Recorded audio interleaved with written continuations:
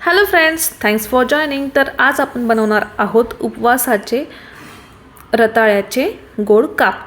तर त्यासाठी आपल्याला सर्वात पहिले लागणार आहेत रताळू. रताळूला खूप सगळी माती लागलेली असते, त्यामुळे बनवण्याच्या पहिले अर्धा एक तास तुम्ही त्याला पाण्यामध्ये भिजवून ठेवा, म्हणजे त्याची सर्व माती निघून जाईल. आणि त्याला 3-4 पाण्याने धुवून त्याचे गोल गोल काप करून घ्यायचे आहेत.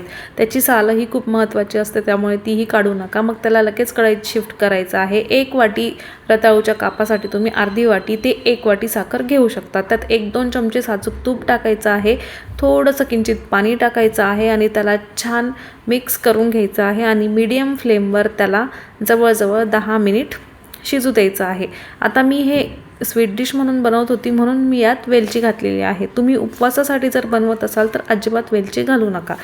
काप ट्रान्सपरंट झाल्यावर समजते की हे झालेले आहेत, किंवा हाताने तोडून बघायचे. अशा प्रकारे आपले गोड काप रेडी आहे. Thank you so much. Like, share and subscribe.